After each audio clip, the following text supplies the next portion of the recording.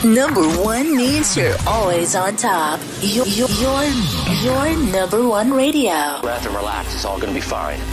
Wakey, wakey, wakey, wakey, wakey. Ito po ang iRadio. Naglilingkod para sa sambayanang Pilipino.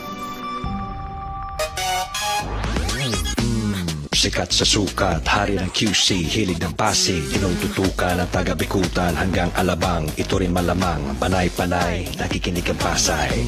Navotas, Parañaque, Valenzuela, Mandaluyong, Caloocan, patok sa Marikina, ang hilig ng Taguig, atin na rin ang millennials ng Manila. Number 1 sa Laguna, Pampanga, Bulacan, Batangas, Cavite, millennials ng Baluarte. The millennials choice. Yeah, stop. This is iRadio Los Angeles.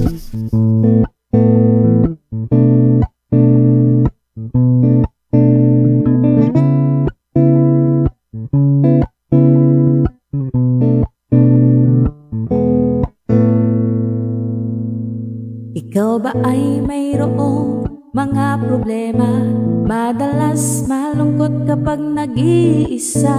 May alam akong sa'yo ay magpapasaya, at siguradong lungkot may mapapawi nila. Salita ng Diyos binabahagi nila upang tayo ay mapalapit sa Kanya. Kaya naman halika na at manood na sa iRadio at tiyak ikaw ay liligaya.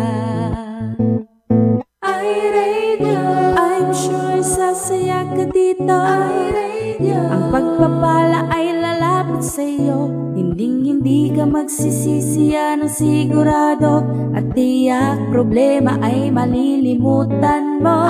iRadio, I'm sure sasaya ka dito. iRadio, ang pagpapala ay lalapit sa'yo. Hindi ka magsisisiya ng sigurado, pangako. Sa iRadio, mga host ay nakakamangha. Talagang full charge, hindi nakakasawa. Mga blessings ay binabahagi nila, kaya si Lord talagang pinagpapala sila. Dito ay talagang talented ang lahat. Mapakanta o sayaw, hindi nagpapaawa. Kaya't halika na sa iRadio, tumutok ka na upang ang araw mo ay maging masaya. iRadio, I'm sure sasaya ka dito. iRadio, ang pagpapala ay lalapit sa'yo. Hindi ka magsisisiya ng sigurado, at tiyak problema ay malilimutan mo. iRadio, I'm sure sasaya ka dito. iRadio, ang pagpapala ay lalapit sa'yo. Hindi ka magsisisiya ng sigurado, pangako.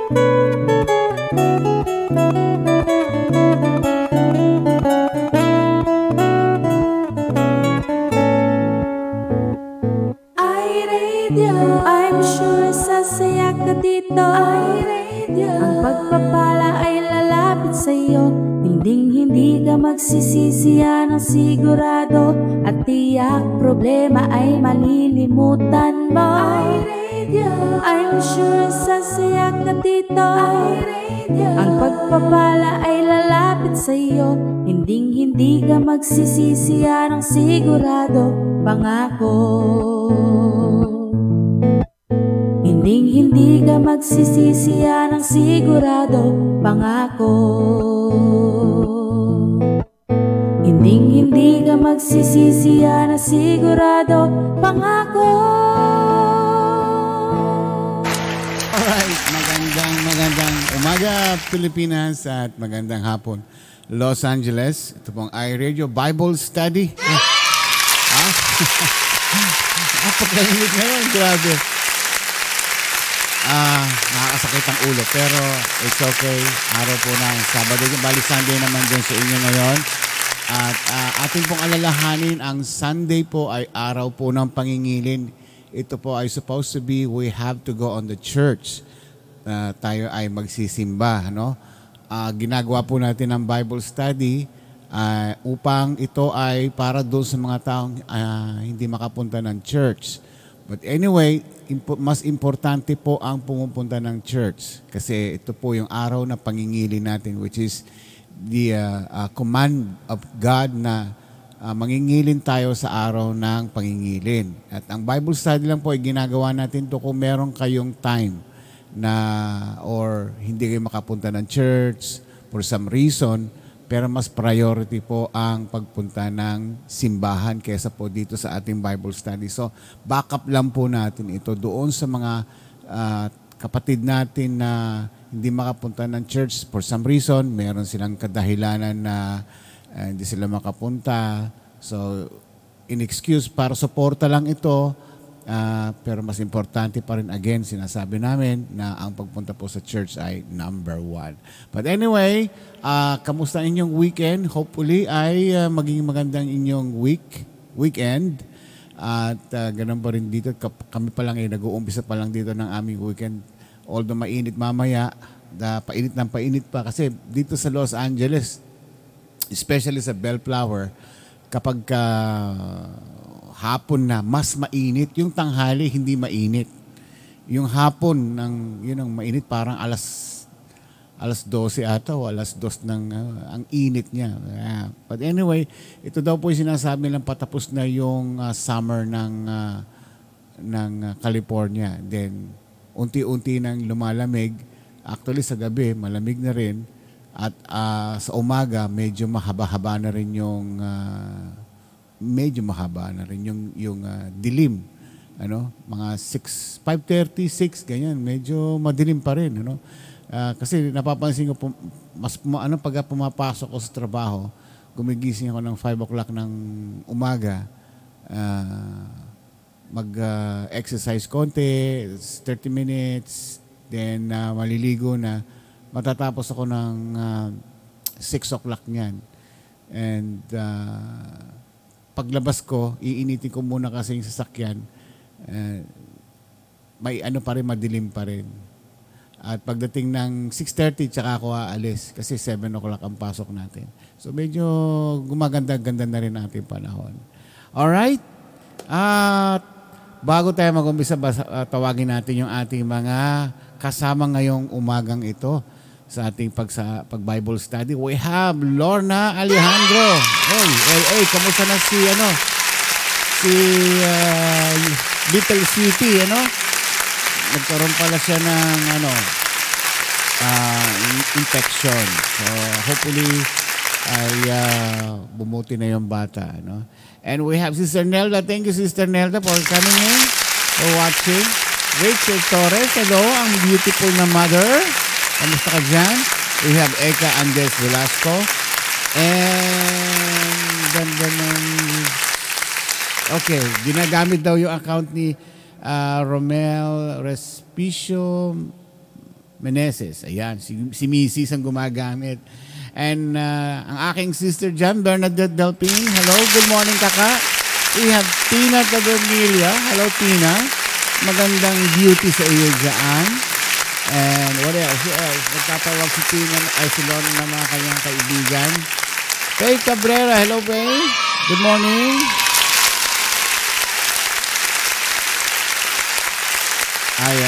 Oo, may mga mensahe pa rito. Praise God, si Lorna kasi kanyang dalaga, nagkaroon ng ano man tawag to? UTI ba? O something na, sakit ng mga babae na, normal, Ang cause daw po niyan, tinignan namin yan, is 2 things. Tubig. Kulang sa tubig. Number 2, it could be yung kanilang underwear, hindi masyadong nahuhugasan. So, yan ang nagkakakos ng UTI. And yung bata pala ilang beses na nilalagnat, pasumpong-sumpong, hanggang sa ito na lumalala na. May symptoms na pala na namamagana yung kanyang may infection na siya. So hindi na nakita yon before, buti na lang na naagapan na. Sinabihan na kasi na pumunta na sa ospital para magpa-check up, But wag po tayo mag-aatubili pag mayroon tayong nararamdaman na hindi maganda sa ating katawan, ay magpunta agad tayo sa doktor. Hindi yung po pwede yung sariling self-healing, yan ang ugali kasi natin mga Pilipino, yung self-healing. Pag masakit ang ulo, inom ng, medical, Cortal, yung something para sa headache. Yun na kasi natatandaan ko yung mga gamot ng araw. Pag masakit ang ulo, ngipin, yan, pain reliever, agad. Masama po yun. Dahil pain reliever yan, maaaring madisgrasya inyong kidney dyan pag malapapadalas ang inom. So, kapag ganyan na sitwasyon na pabalik-balik ang sakit, ang sintomas, pumunta na po tayo ng doktor dahil sila mas nakakaalam dyan. Alright, tawagin na natin ang ating Pastor James. Pastor James ba ngayon? Ay, hindi. Hindi kaya. Oo. Tingnan natin kung nandiyan na siya. Ayan, bibilangan natin siya. 1, 2, 3. Wala pa rin si Pastor. Pag wala si Pastor, ako napapalit niyan, sigurado. Wala, absent si Pastor James. Ayun. Ayan. Ayan, Pastor. Ayan na po eh. Ba't ring pa lang ring? Patayin mo kasi yung yung Facebook. Ha? Oo, patayin mo yung Facebook mo. Ayan na. Ba't ring pa lang ring? Ayan, nagmumultiply, nag-e-echo eh. Yan. Ayan, dinadali mo rin. Yun, hindi nagkaintindihan tayo ngayon. Ayan. Good morning, Pastor James. Magandang umaga rin po sa inyo. Nakahabol din ako. Bakit? Saan ka ba nagpunta? Alam mo naman, kapag kasama mo si Kundiman Singh, hindi pwedeng medyo i-clear mo yan. Ayaw niyang tinatawag lang ng Kundiman Singer. Tatawagin mong hari ng Kundiman. Oo. Kasi siya daw ang king of the folk song. Yan. Yan nga eh. So, si Bossing. Marami kasi nagre-reflect sa atin eh. Ano naman reflect twice ang nating noo eh. Ano yan eh. Ibig sabihin, you're important. Marami kang kakayanan na hindi niya kayang gawin. Without you, he is nothing. Sa ganun ba eh. Sa ganun. Kaya nga, hanggang ngayon, tinuturuan pa lang ako. Isang kanta pa lang itinuro niya sa akin kan eh. Ganon? Oo. So, tapos na kayo doon sa, lupang hinirang ba yun? Nako, nasa bayang Magiliw pa lang kami. Kasi gusto niya akong ako daw sasabak nakakanta doon kay Pacquiao eh. Malamang mahirap na. Mahirap. Lahat sumunod sa aking boses. Wala pa nakakakon sa boses ko. Voice. Voice. Pang ba? Pang American Idol ba? Hindi nga. Baka pagpasok ko pa lang, gagad eh. Nabas ka na kagad. Nabas na agad eh.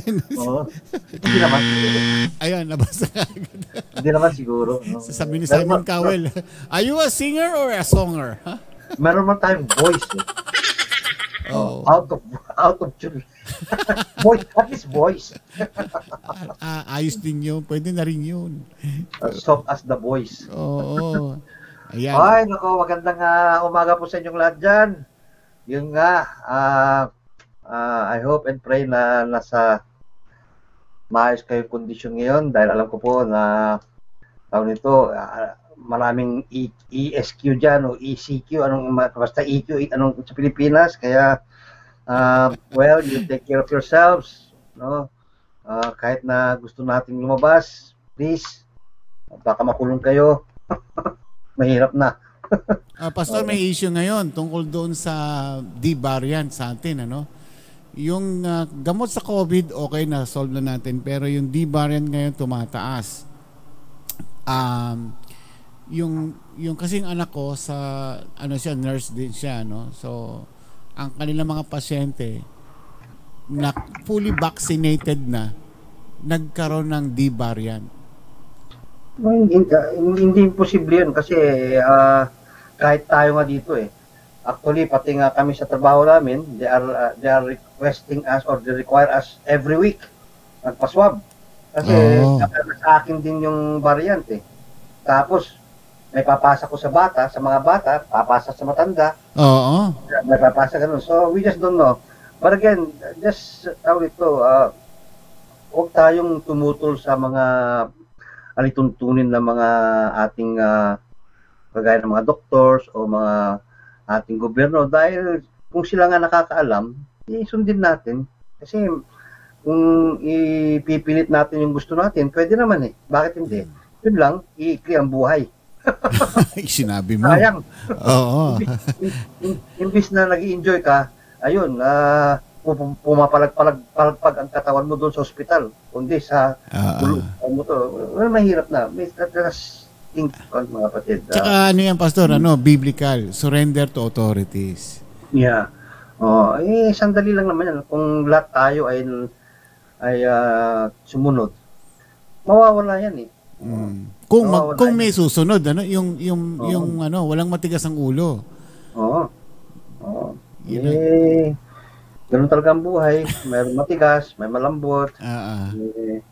Well, we will see how far we could go. Pero alam ko, kung matatawid natin ito yung ating pinag-aaralan, makikita natin yung mga pangyayari. Sa aking estimate, Pastor, siguro by hindi tong next year, 2021, 2023 pa, magiging safe pa yung Pilipinas. Hindi lang Pilipinas, yung buong mundo ito.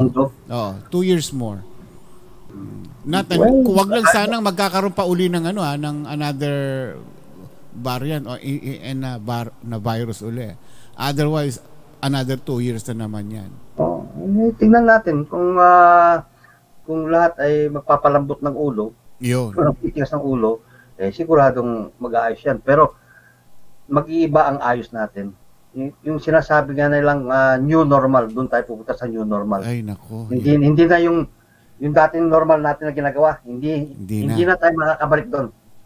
It's impossible. I think so too. Kaya magkakaroon tayo ng new normal. Kaya nga tamang-tama sa ating pag-aralan ngayon ay doon tayo mapupunta Kasi alam ng Panginoon na kung titignan natin ito, lahat ng nakasulat sa ating Bible, it will come to pass. Yes. Lahat ng mga na-prophesy dyan na mangyayari. Kaya nga ang talakayin natin ngayon handa nga ba tayo? Handa na ba tayo? Handa ba tayo? Part 2 to, part 2. Kasi ito lang, isang verse, itong verse lang, tatawid tayo doon sa Old Testament para maintindihan natin no? Pero bago sa lahat, tayo po yung manalangin. Alright. Muna tayo para bago natin pisan.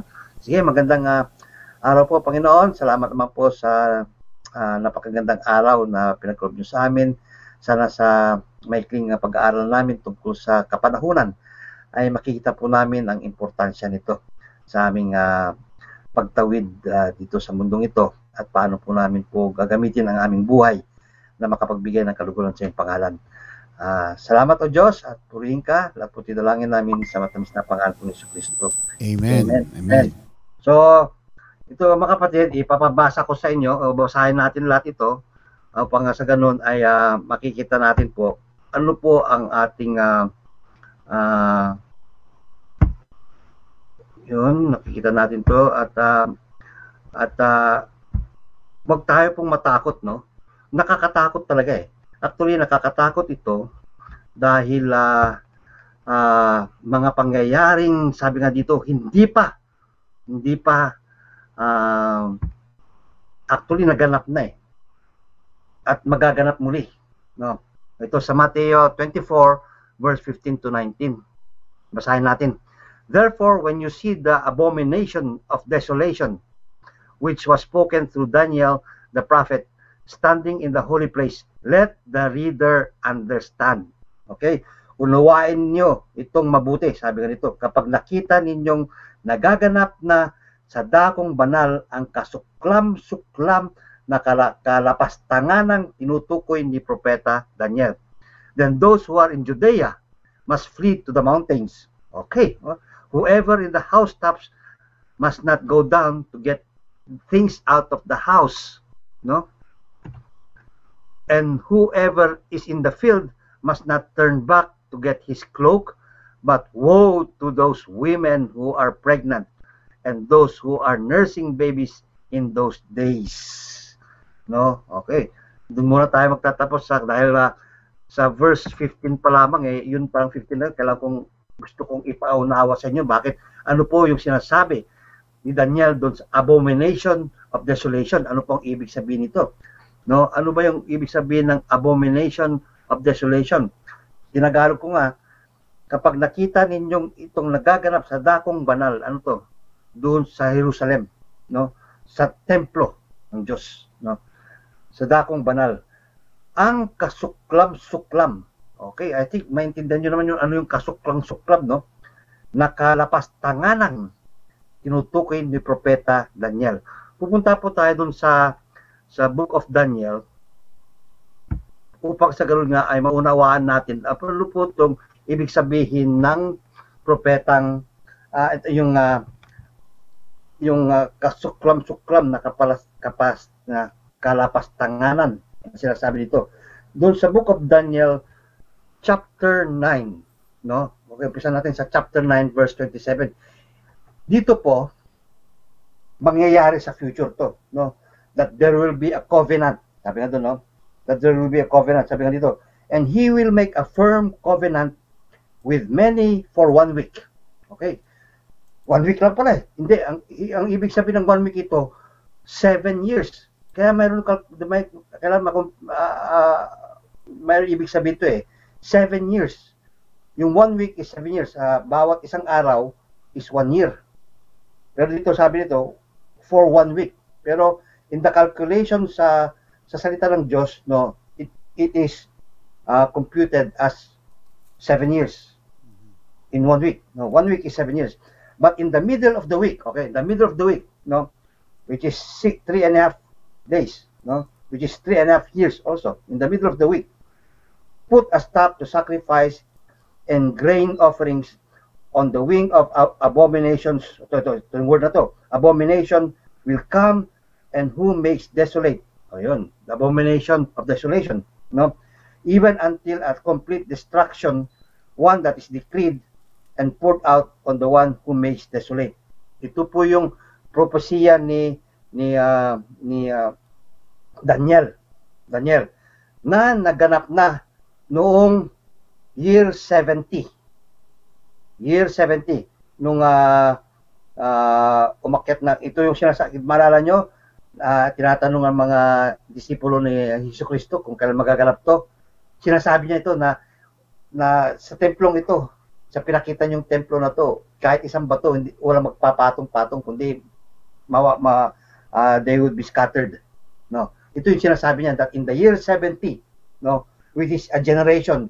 So nung kapag 30 years old si Jesus Christ, a generation is computed as 40 years. So 30 plus 40 equals 70.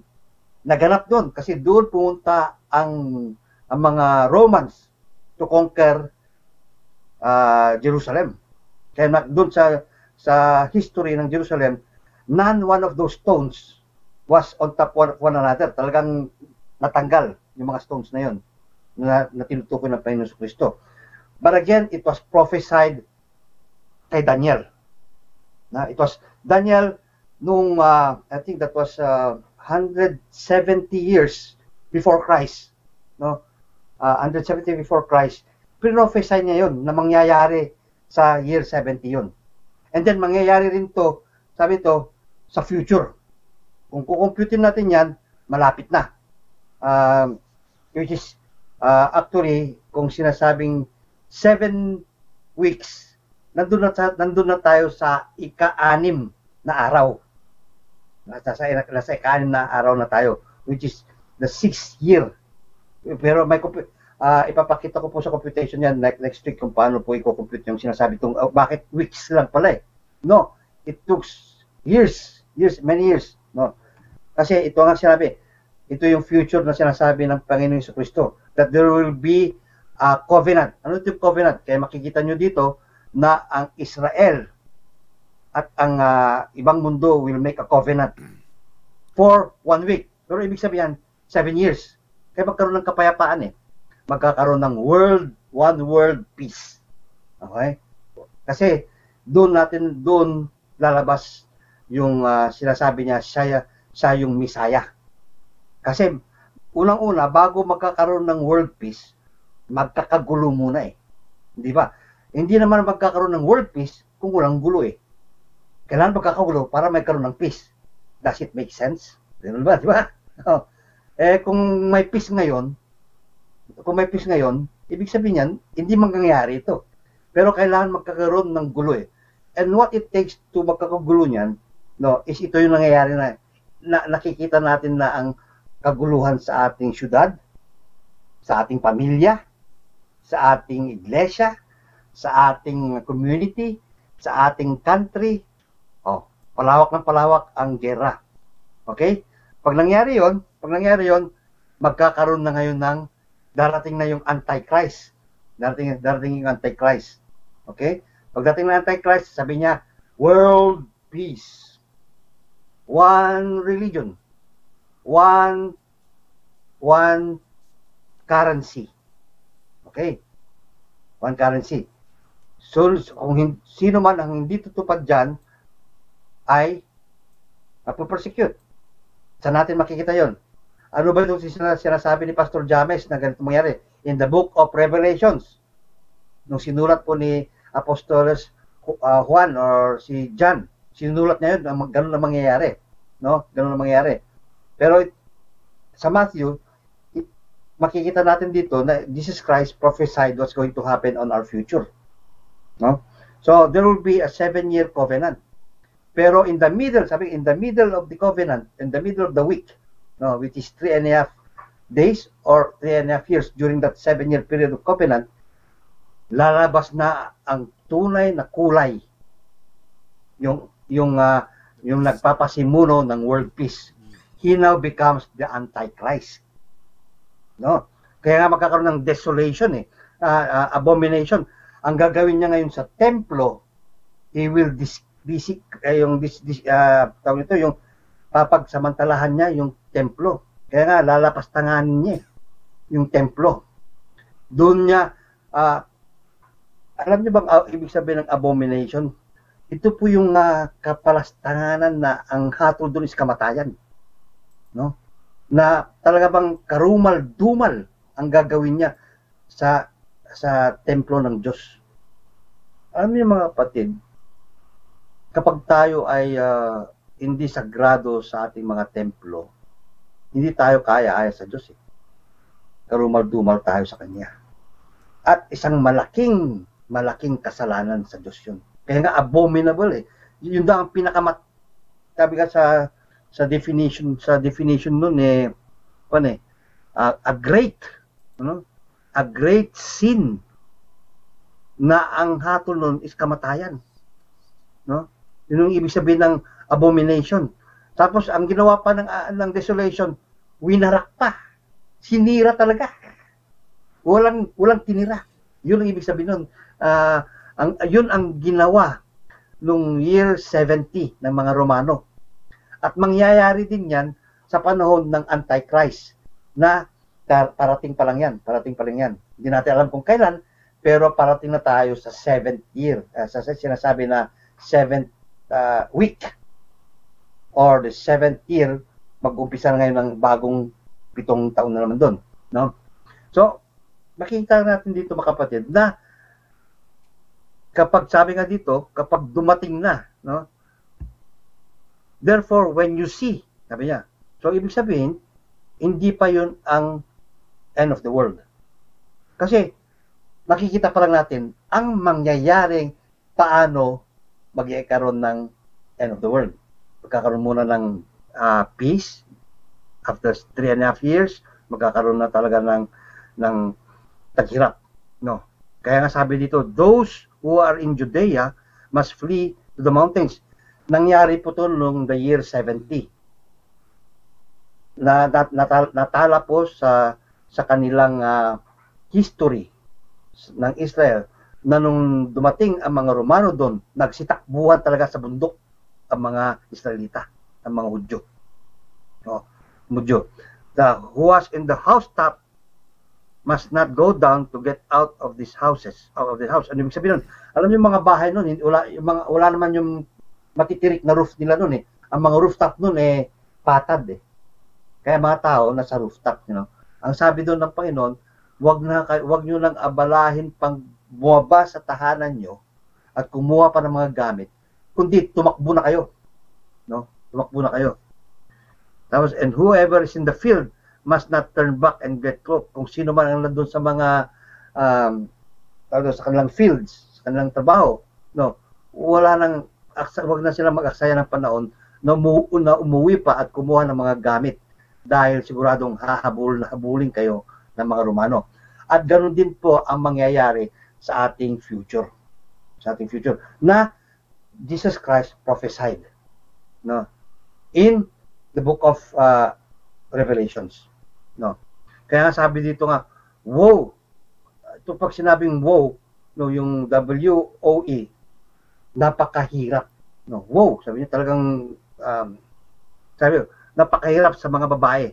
No, sino pa ang mga anak. No. Dahil talaga po, kasi gusto mong iligtas ang sarili mo eh. Gusto mong iligtas ang sarili mo. Dahil nga sa kahirapan, no. And to those who are nursing babies in those days, kasi maaaring maiwan mo yung mga anak mo eh, sa hirap eh, sa gusto mo rin iligtas ang sarili mo. Sana nga, sabi ng Panginoon eh, huwag mangyari yun sa kapanahunan na yun. Sana hindi dumating na sa panahon na yun na ikaw ay manganganak o nag-nursing ng bata. Kasi mas mahirap eh. No? Pero dadating man at dadating yun, ano ba dapat ang gawin natin? Hindi ba sinabihan tayo ng Panginoon? These are warnings for us not to fear those things, but to get ready when those things come. Ano ba ang dapat nating ihanda? Kung alam natin pala ang mawawasak din pala lahat ng ating pinaghirapan, mawawasak din pala ang mga bagay na to, ano ba dapat nating ihanda? Ang gusto ng Panginoong Diyos ay ihanda natin ang ating sarili. Pag dumating mo yun, ang ating spiritual. Yun lang kasi ang matitira sa atin eh. Ang mga bahay natin, ang mga kayamanan natin. Tatanungin ko nga sa inyong lahat. Kapag ikaw ba ay lumisan na sa mundong ito, kahit man di man dumating yung end times, makukuha mo ba ang iyong mga pinag-ipunan? Makukuha mo ba ang iyong damit pagdating sa langit? I guess not. Kaya nga sabi nga doon sa Genesis, no, na ipanganak tayong hubad. Mamamatay tayong hubad. No?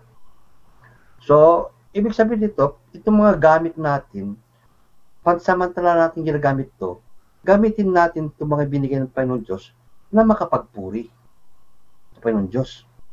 Okay? Hindi natin angkinin. Kasi kapag inangkin natin to, 100%, kapag inangkin mo ang isang bagay, kahit man ang iyong masawa, iyong anak, kahit anong bagay, nandun kasi ang kapit mo dun eh. Kaya pag dumating ang panahon, hirap na hirap kang linasin yun eh. No? Kaya dapat ang ating mga bagay na yan ay kasangkapan lang, no, sa ating pamumuhay. Maging man ang asawa natin, partner lang natin yan. Hindi yung asawa mo, hindi sa'yo yan eh. Sa Panginoon yan eh. Binigay lang ng Panginoon Diyos para maging partner mo sa mundo. No, kaya kung namatay yung asawa mo, namatay yung girlfriend mo, partner mo lang yun eh. No? Kaya alam ko masakit sa loob yun eh. Pero kung natuto mong na partner mo lang siya, though you love her or love him so much, dapat mas mataas, mas mahigit ang pagmamahal mo sa Panginoong Diyos kaysa Kanya. Alam niyo kung bakit? Kung mas mahal mo sila at ipinapakita mo lang na less ang pagmamahal mo sa Diyos. Kasi mas kumakakapit ka sa kanila eh. Lalong-lalo na ang ating kayamanan, ang ating mga rewards. Paano yung mga medalya ko? Wala nang silbi mga medalya mo dito sa lupa. Wala nang silbi ang mga kayamanan mo. No? Kasi mawawala din yan eh. Gamitin na natin ngayon ang mga kayamanan na binigay ng Diyos sa atin para maibigay ang kalulatian sa Kanya. No? Paano mo gagamitin yan? No? Well, maraming paraan. Tanungin mo ang Diyos kung paano mo gagamitin ang kayamanan niyo. No? Help the poor. Give it to the mission. Yan. Yan ang mga ko na eh. Gamitin mo sa paraan na ikakalugod ng Diyos ang ating kayamanan. Kita mo kung bakit yumaman ang Colgate. No? Kasi binigay niya hindi 10%, 90% ang binigay niya. Anuin mo naman yung 10%, yung 10% na milyon lang kinukolekta mo. Anuin mo yung 10%? Sobra-sobra pa nga eh. No? Kaya ganun din eh. Binaliktad niya ibigay ko yung 90% sa Panginoon. Kasi yung 10%, sobra-sobra pa akong mabuhay din sa mundo eh. Ganun yun eh. Ganun lang dapat ang isip natin, no? Na, tatanungin ko sa inyo, paano ka nakarating sa oras na to? Sa grasya ng Diyos eh. Sa Diyos pa rin yun eh. Kahit na, Lord, Pastor, kumain lang ako ng isang beses eh. It doesn't matter, kumain ka pa rin. Grasya pa rin ng Diyos yan. Pero ang ibig ko sabihin ito mga kapatid, sa sinasabi ni Mateo na let us be aware of the things that has to come, that we should be ready of our spiritual life. No, yun ang ihanda natin. Ang tanong is, handa ka ba? Pag dumating ang panahon, kukunin ka ng Diyos, alam mo kung saan ka pupunta. Yun. Kung alam mo na pupunta, no problem. Ituro mo ngayon yun sa mga iba na hindi pa nila alam kung saan pupunta. Oh? Ganun yun eh. Kasi gusto mo rin yung mahal mo sa buhay mo na hindi pa niya alam niya rin mo saan siya pupunta. Kasi hindi mo siya pwedeng, Lord, kasama ko na siya ha. Hindi pwede. Hindi pwede yun. Kasi hindi siya tumanggap sa Diyos eh. Ikaw tumanggap sa Diyos, yung isa hindi. Kaya ngayon, it's your responsibility na nakaalam sa salita ng Diyos na ipasa mo sa Kanya. Okay? Yun ang kasi yun, when that time, sabi ko, unawain mo to, intindihin mo tong sinasabi ko. Sabi nga ni Panginoon Kristo eh, let the readers understand it. Upang sa ganun nga, pag dumating yung panahon, no, hindi yung ikaw na mayroon kang ilaw, paandap-andap yung ilaw mo. Anong ibig sabihin nun? Papatay-patay, ibig sabihin na, paano na ako? Kasi, hindi mo pwedeng sabihin sa Panginoon Diyos yan na, Lord eh, nagtatrabaho ko, busy ako eh. Paano ko naman maintindihan lahat ng mga yan? Kasi hindi mo binigyan ng panahon ng salita ng Diyos. No? Linggo, busy ka. No? Tinatawagan ka ng Diyos, busy ka. Kaya tayo pinapalo ng Diyos dahil gusto niyang pansinin mo siya, busy ka. Ayaw ko. Masakit eh. Ayaw ko. Ganun tayo eh. Pero kung we are just sensitive na, bakit dumadating ang mga bagyo sa akin? Yun ay mga pagtawag ng Diyos sa atin na lumingon tayo sa Kanya. Lord, ano ba to? Araw-araw na lang ako ganito. Pag nakausap natin ng Diyos sa mga ganun pala ang gusto ng Diyos. Pansinin mo siya. Para maunawaan mo ano ang gusto ng Diyos na ano yung binibigay sa inyo. Na tayo ay sumunod pala sa Kanya. Upang sa ganun kapag sumusunod tayo sa Kanya, walang problema. Di ba? Pagdating ng panahon, nandun tayo sa langit. Bazum! No, lilipat ako doon. Saan ako saan pupunta? Kasi sumunod ako sa Diyos eh. Sumunod ako sa Kanya eh. Paano kasi, ang katuwiran natin eh, paano naman yung mga iba? Iniintindi mo pa yung iba eh, sarili mo, hindi mo naintindi. Eh sila nga eh, dapat ituro mo sa kanila yung ano ang naintindihan mo. Kaya sabi nga dito sa Mateo eh, let the reader understand. How can you read this kung di mo napakinggan. Paano mo ito mapakinggan to kung walang nagsabi sa'yo? Kung walang nagsabi sa'yo, di mo papakinggan to. Hindi ba? Pero nakinig ka nga ba nung may nagsabi sa'yo? Yun. Kaya kung sa salita ng Diyos, kung kailan nagkaroon tayo ng kataas-taasang reverence pagsasalita ng Diyos. No? Bakit? Bakit kung sa mga drama ay nandun ang attention natin? Pero kung sa Panginoon Diyos, pwede ang i-postpone natin. Bakit kung linggo, nandyan ang basketball, nandito si Pacquiao, nandun tayo, pero kung sa salita ng Diyos, wala tayo doon, absent tayo. Doon natin makikita na nagkukulang tayo sa salita ng Diyos. At darating ng panahon na paghatol sa atin, ito ang sinasabi ng Panginoon Diyos let the reader understand it. Upang sa gano'n na, pag dumating ang mga bagay na yon, handa ako. Alam kong gagawin ko. Kasi, spiritual yan eh. It's the matter. Kahit man bagsakan ako ng tinuladang bagyo. Okay lang. Kasi alam ko, lilipad yung kaluluwa ko sa Panginoon Diyos. Hindi yung lilipad doon sa kabila. No? Kasi hinanda mo ang sarili mo. Ngayon mga kapatid, kapag ikaw naman ay handa ngayon, huwag mong sarilinin. Alalahanin mo, may anak ka, may kapatid ka, may pamangking ka, may pinsan ka, may kalaban ka. O. Kaya yun ang punto doon. Ito yung punto ng Panginoong Jesucristo. Ipinapakita niya to sa atin upang sa ganun, tayo ay maghanda. Hindi ko ba?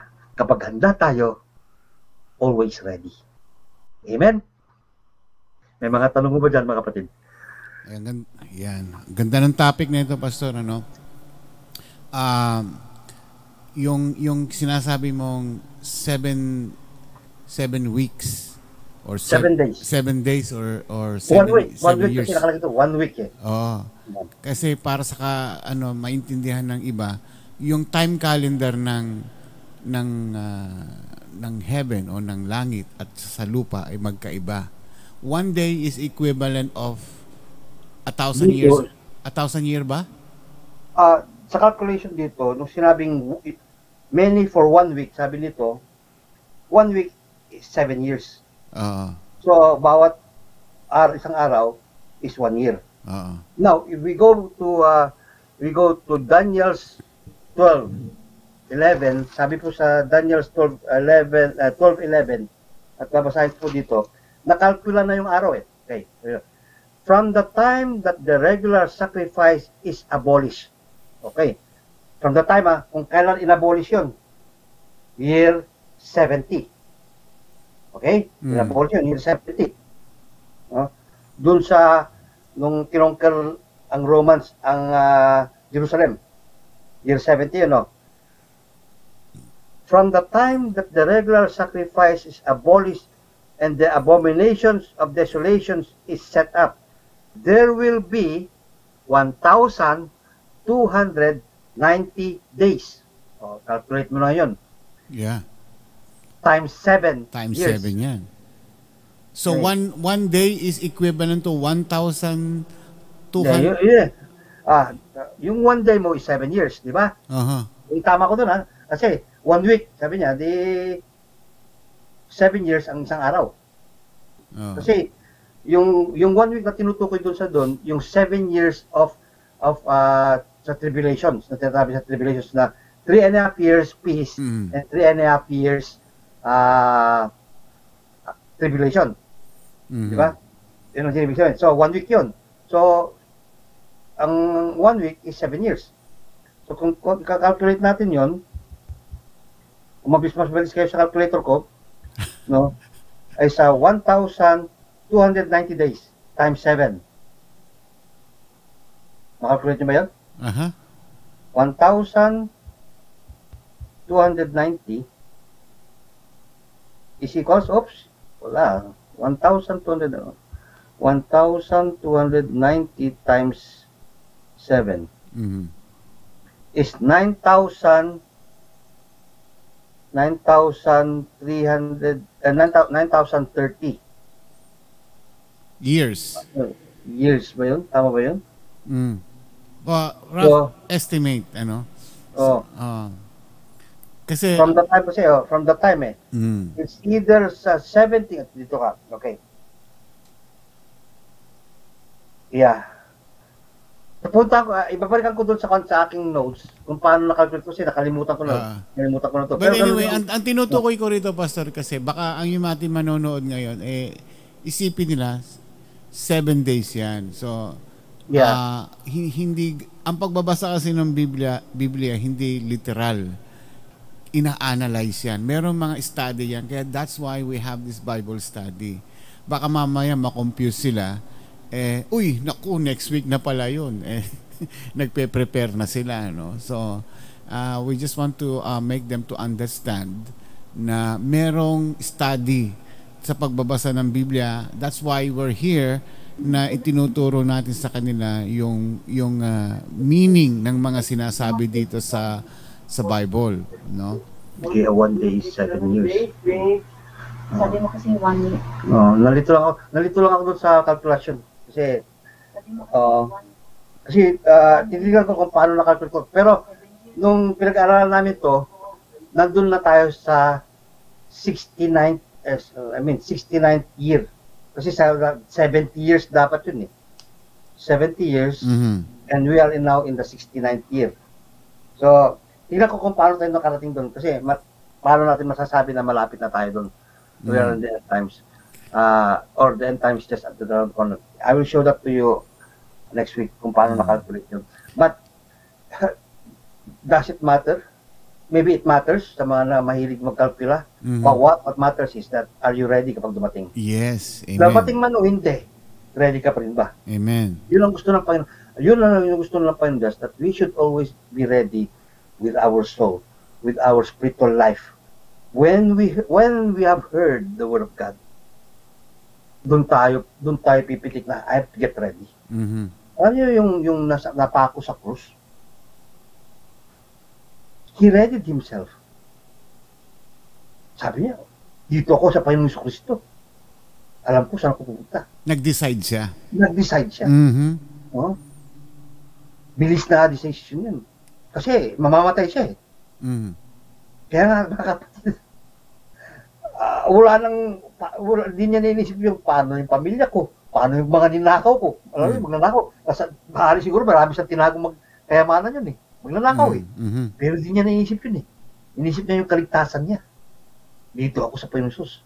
Pero yung isa, kung totoo ka ang Panginoon Diyos dyan, bumaba ka dyan sa krus, at kalagin mo din po kami dito. Ligtas mo ang sarili mo, sabi niya. Ligtas mo ang sarili mo, at ligtas mo kami. And, we should not think like that. No, but we should think the other way. Ngayon na nasa atin ang Panginoon Diyos, nasa atin ang salita. No, kailangan mag-isip tayo. Isipin mo muna yung kaligtasan mo, spiritual. Okay, wala. Sinasabi ng mga iba, hindi totoo yan. Okay, sige na, solve na ako doon. Kung hindi to totoo, paano kung totoo? Kung hindi totoo yun, walang mawawala sa akin. Pare-pareho lang tayo, di ba? Papareho tayo mamatay, okay lang. Walang mawawala sa akin.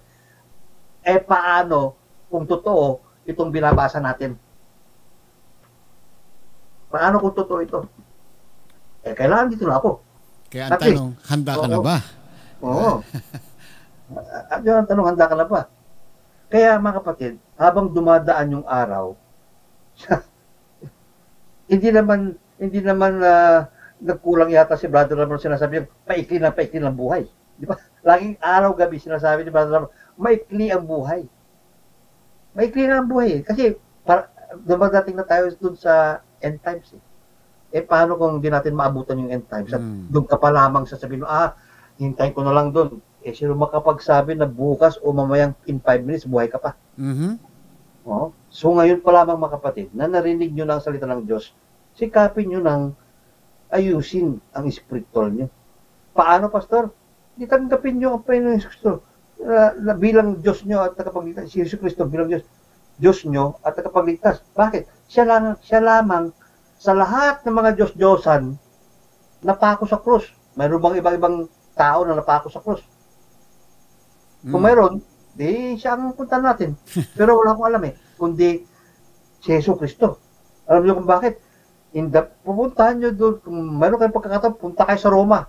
Sa archive nila doon, nakalagay doon, there is a man and a woman named Joseph and Mary na nagsilang ang pangalan Jesus.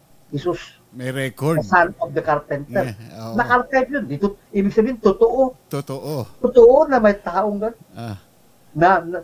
Totoo na may Jesus Christ. At ang sinasabing si Jesus Cristo ay Diyos na naging tao.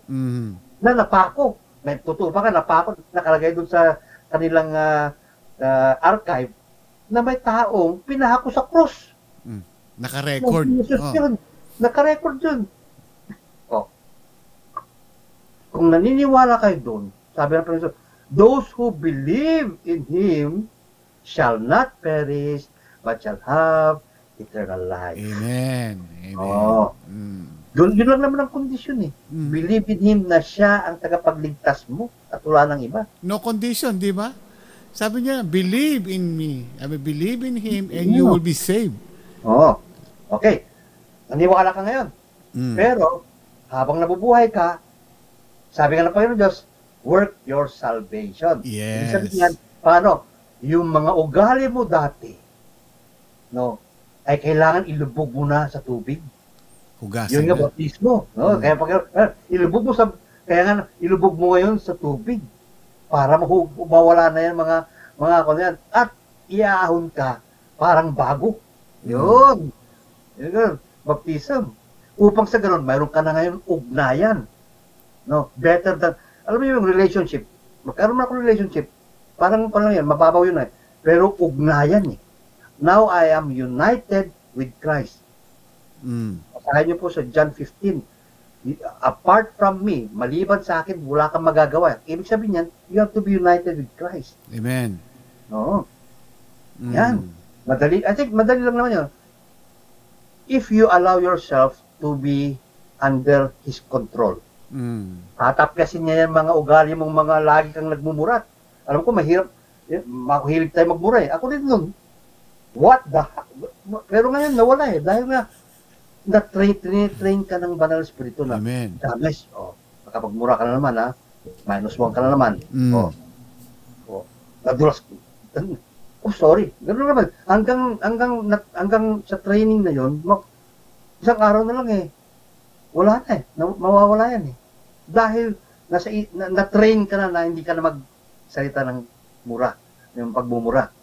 O yung pagsusugal, o anong bagay naman na hindi kaya sa Diyos, nawawala yan. Inaayos ka araw-araw. Hindi naman nakukuha sa ganun Alam mo yung taong sinasabing, nawala na agad sa akin lahat yan.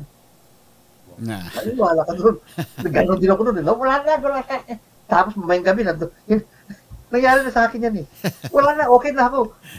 Yung gabi yan, gumagapang ako doon sa basurahan. Hinahanap ko yung mga... Kasi, makasalanan tayo. Kailangan ayusin. Kaya nga tayo magpa-control sa banal na spirito. And to have kaya sa Galatians 5:22, have the fruit of the Holy Spirit. Ano yun? Love. Noon, hindi ka mapagmahal. Ngayon, love ng Panginoon ngayon. Nagiging kind ka na ngayon, courteous, tawag ito yung lahat ng mababasa nyo yun, yung mga ugali ng Panginoon sa Kristo, mapapunta na sa'yo. Doon ka ngayon, nagiging banal. Pinakabanal ka na ng Panginoong Diyos. Ayaw nyo yun, pagdating nyo sa langit, perfect na. Alam ko na mahirap, pero walang imposible. Kapag hinayaan nyo ang banal na Espiritu, ang Espiritu ng Diyos, at ang salita ng Panginoong Hesus na gumalaw sa buhay nyo, there's nothing impossible. You could move mountains.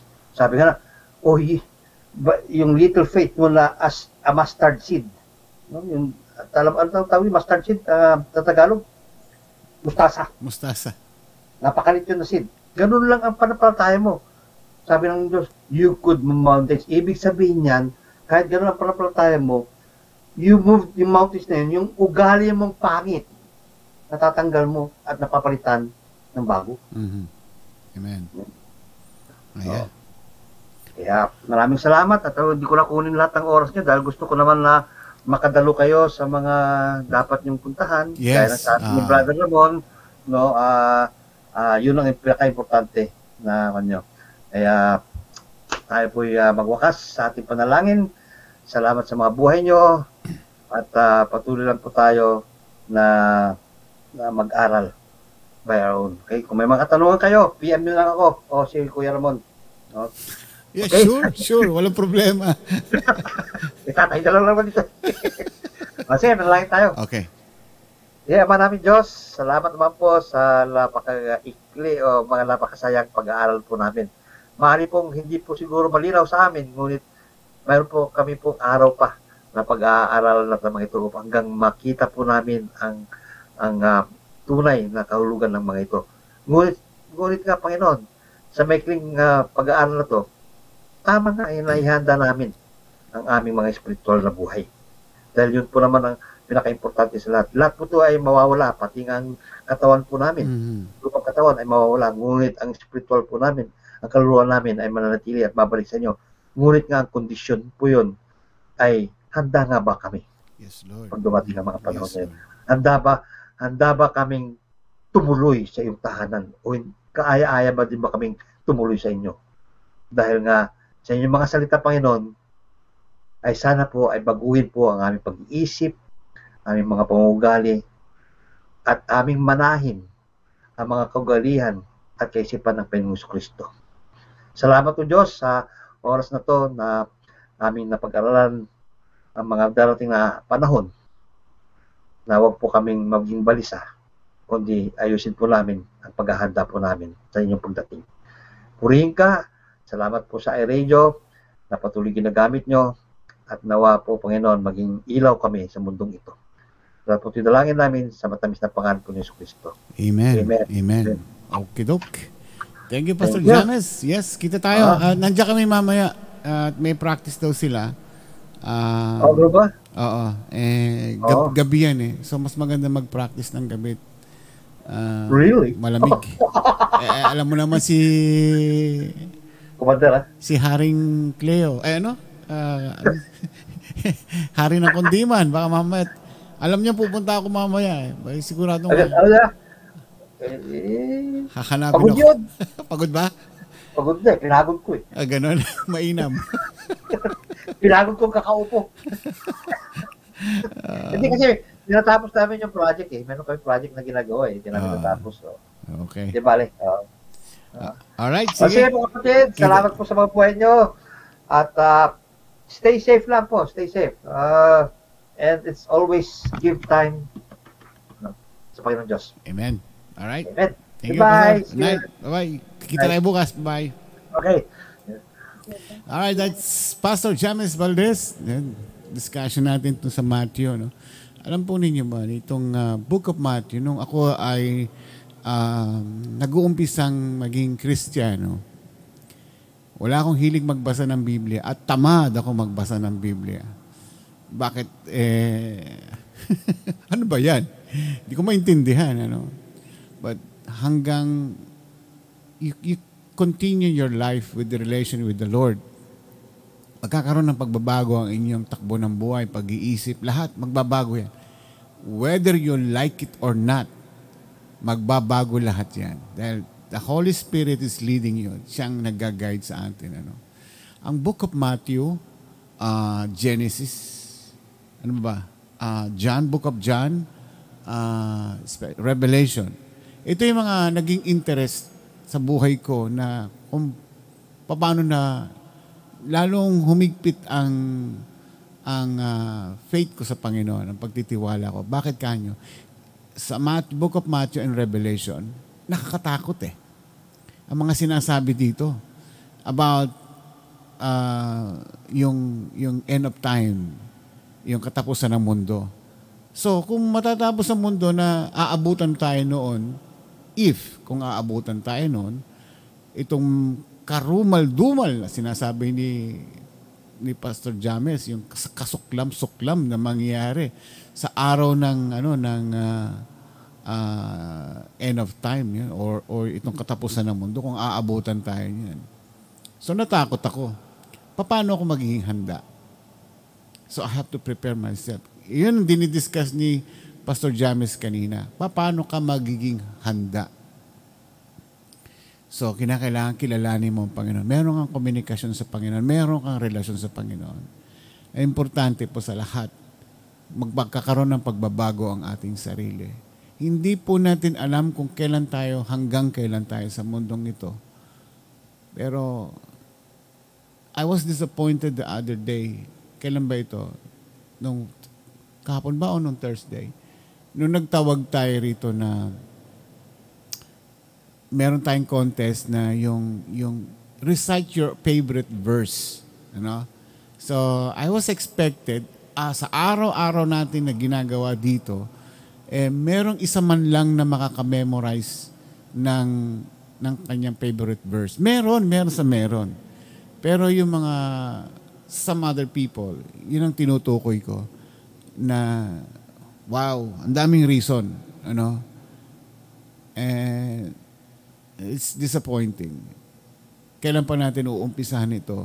Kailan pa natin babaguhin ang ating sarili? Yung ating pag-iisip na sa mundo ang ating focus, hindi doon sa langit. Di ba sabi nga sa Biblia, i-focus natin ang isip natin sa langit. Yung pagpunta natin sa langit, hindi din sa ginagalawa natin sa lupa. Dahil darating ang araw, ang oras, lilisanin natin tong mundong ibabaw na ito. Sa ayaw at sa gusto natin, lilisanin natin ang mundong ito. Ang tanong, handa ka na ba? Ang tanong, saan ka pupunta?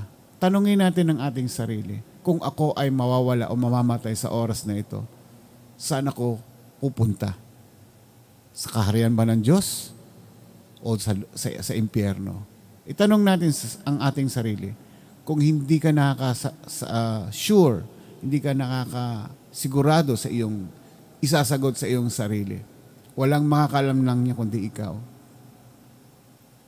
Kapatid, kinakailangan mong magkaroon ng personal na relasyon sa ating Panginoon.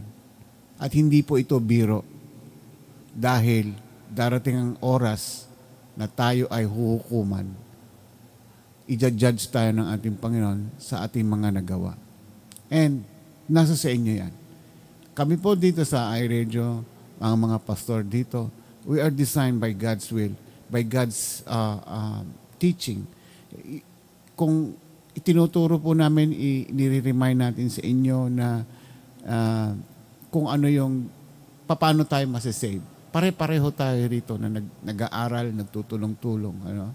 So, let's do our best na magbalik loob tayo sa ating Panginoon dahil hindi po natin alam kung hanggang kailan, hanggang saan tayo sa mundong ibabaw na ito. Bago tayo magpaalam, gusto kong i-acknowledge si sino ba ito? Nalagpasan ko na. Si Evelyn, andyan. Thank you, Evelyn. Sino ba yung isa? Evelyn Alejandro. Meron nung nabasa dito na pamangkin ata ito ni Tito daw.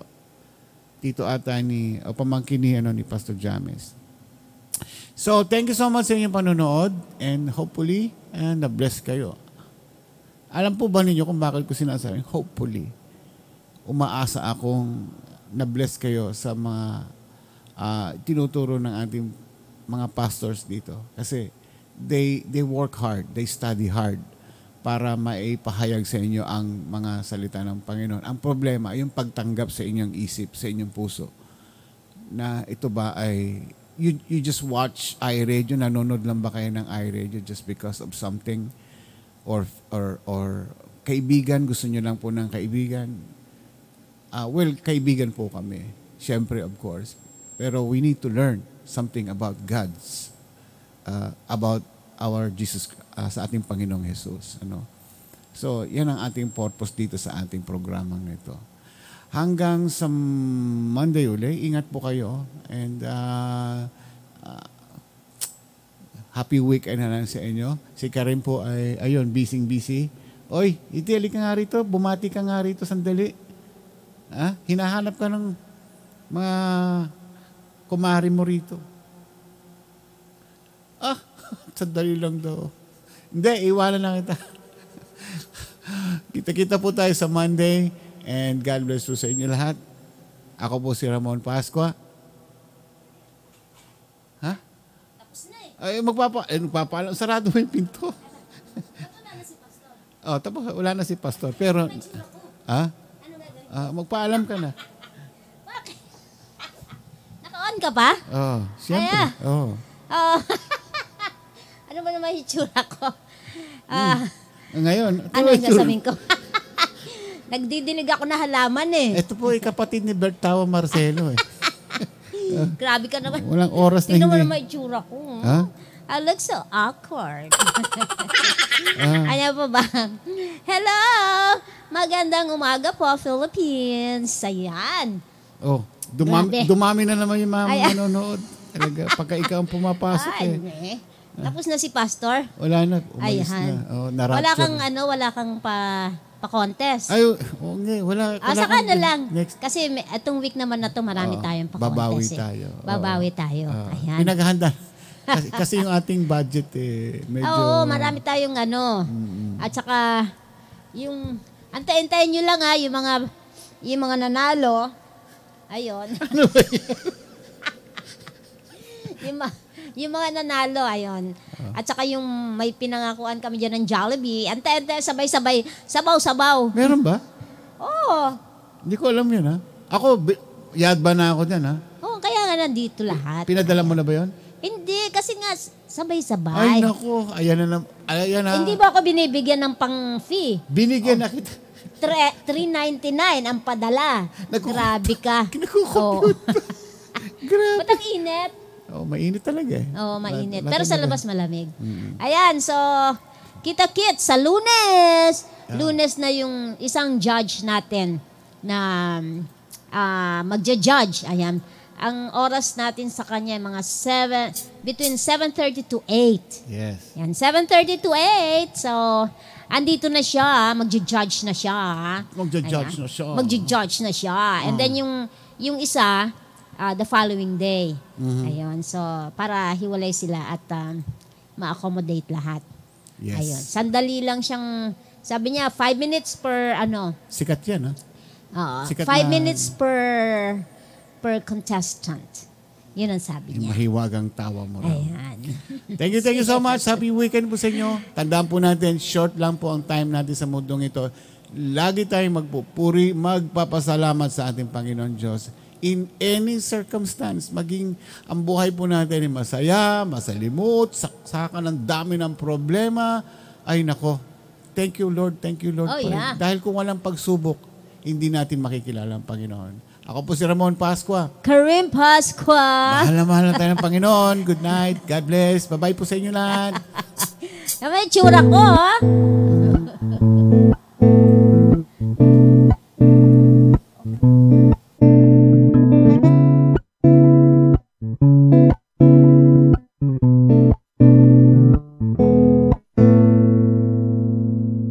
Ikaw ba ay mayroong mga problema? Madalas malungkot kapag nag-iisa. May alam akong sa'yo ay magpapasaya, at siguradong lungkot may mapapawi nila. Salita ng Diyos binabahagi nila upang tayo ay mapalapit sa Kanya. Kaya naman halika na at manood na sa iRadio at tiyak ikaw ay liligaya. iRadio, I'm sure sasaya ka dito. iRadio, ang pagpapala ay lalapit sa'yo. Hindi ka magsisisi, yan ang sigurado, at tiyak problema ay malilimutan mo.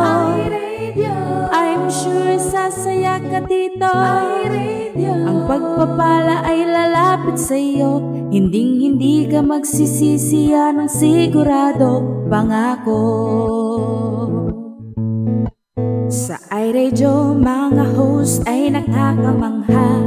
Talagang full charge, hindi nakakasawa. Mga blessings ay binabahagi nila. Kaya si Lord talagang pinagpapala sila. Dito ay talagang talented ang lahat. Mapakanta o sayaw, hindi nagpapaawa. Kaya't halika na sa iRadio, tumutok ka na upang ang araw mo ay maging masaya.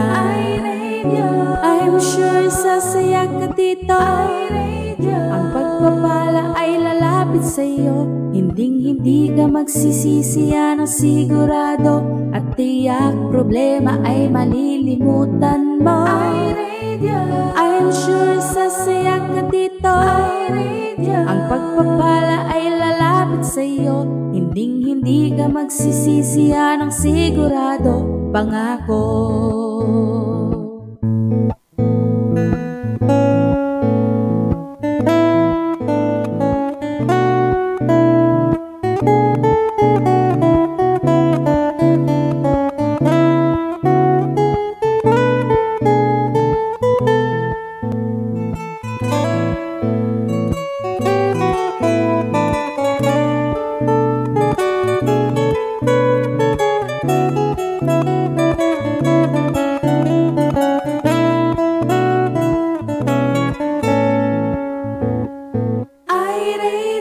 I'm sure sasaya ka dito. iRadio, ang pagpapala ay lalapit sa'yo.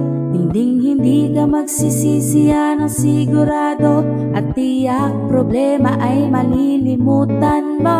iRadio, I'm sure sasaya ka dito. iRadio, ang pagpapala ay lalapit sa'yo. Hindi ka magsisisi, yan ang sigurado. Pangako. Hindi ka magsisisi, yan ang sigurado. Pangako. Hindi ka magsisisi, yan ang sigurado. Pangako. Ito po ang iRadio. Naglilingkod para sa sambayanang Pilipino.